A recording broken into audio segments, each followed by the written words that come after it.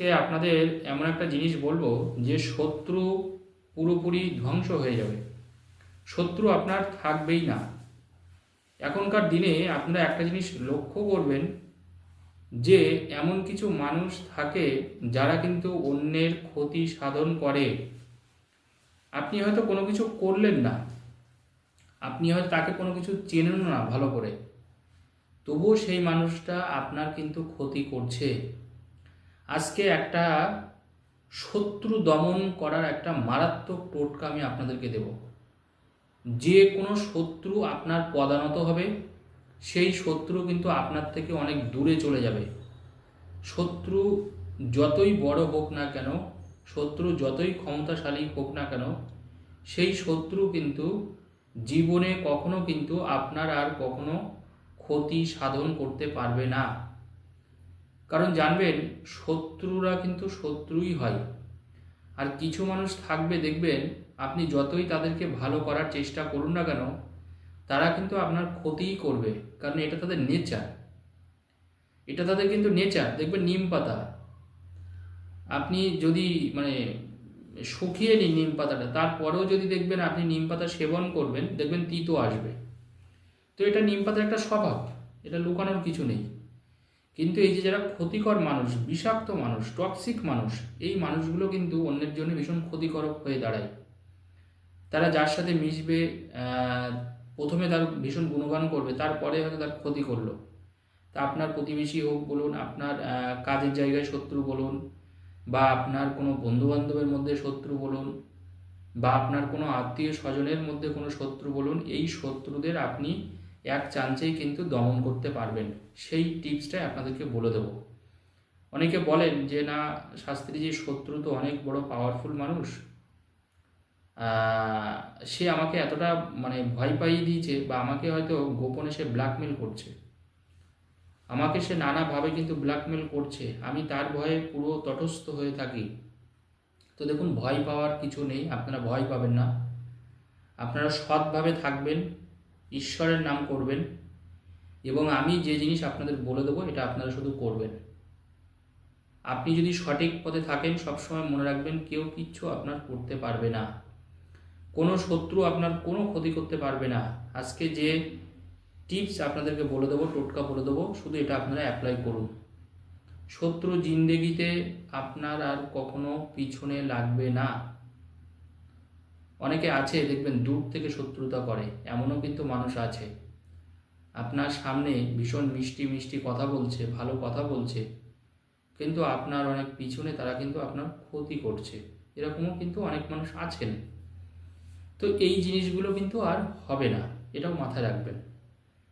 তো এই শত্রুর থেকে বাঁচার জন্যে আপনি যেটা করবেন সেটা হলো, আপনি ছোট ছোট 3টে পেরেক আনবেন, মানে আলপিনও হবে, দেখবেন দোকানে পাওয়া যায় আলপিন বা পেরেক, যেটা হল যেটাই হোক আপনার হবে 3টে আলপিন বা 3টে পেরেক, 3টে আলপিন বা 3টে পেরেক।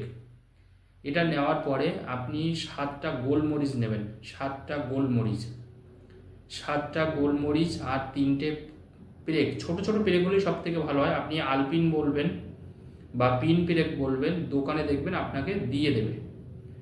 ছোট ছোট আলপিন বা পিন পেরেক আর 7টা গোলমরিচ নেবেন।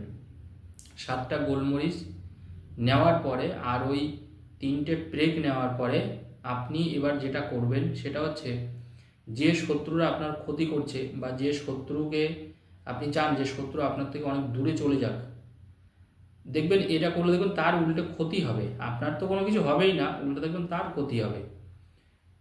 যে সত্যিকারে আপনার সাথে শত্রুতা করছে বা আপনার ক্ষতি করছে, একমাত্র তার নাম করে কাজটা করবেন। কিন্তু অকারণে কাজটা করার দরকার নেই। আপনিও বা কষ্ট করে অকারণে কেন করবেন?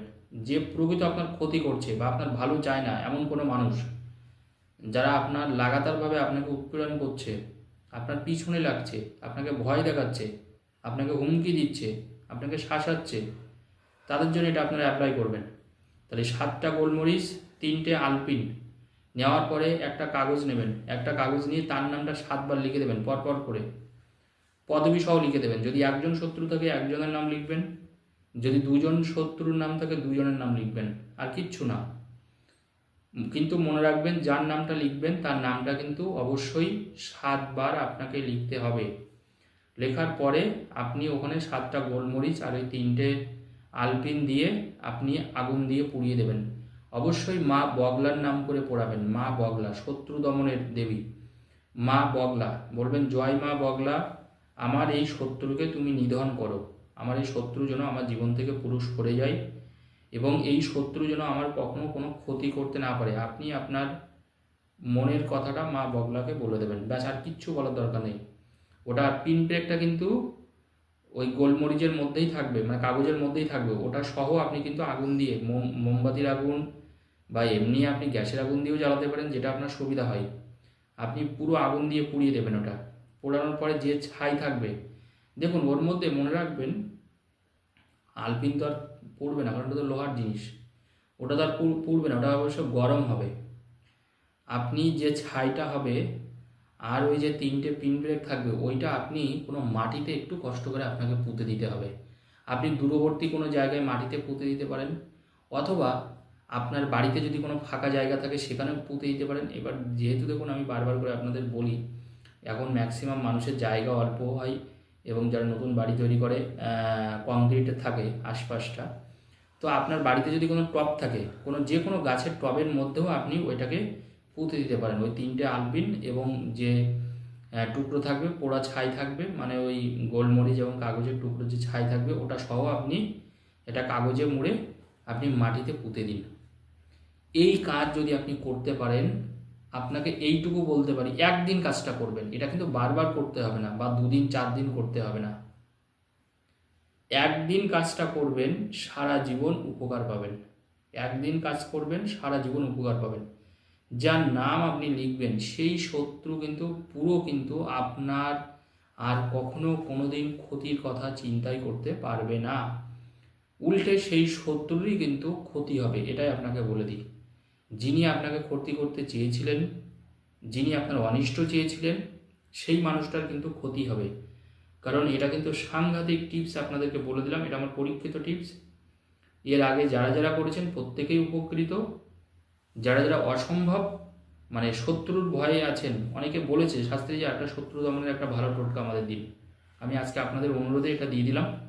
যারা যারা প্রচণ্ড ভয়ে আছেন, কষ্টে আছেন, তাদের জন্য এই জিনিসটা অ্যাপ্লাই করুন। তবে একটা কথা বলে দিই, এই কাজটা আপনারা হয় মঙ্গলবার বা শনিবার করবেন। বিশেষ করে এই যে শত্রু দমনের যেটা বললাম, এই যে পোড়ানোর কাজটা বললাম, এটা হয় মঙ্গলবার করতে হবে, নতুবা শনিবার করতে হবে। কষ্ট করে মনে রাখবেন, এটা কিন্তু অন্য কোনো দিন করলে কাজ হবে না। আমি আজকের যে টিপসটা আপনাদের বলে দিচ্ছি, হয় এটা মঙ্গলবার করবেন, নতুবা শনিবার করবেন। এটা কিন্তু অন্যদিন কাজ হবে না। এটা কিন্তু কাইন্ডলি একটু মনে রাখবেন। ধন্যবাদ, সবাই ভালো থাকুন।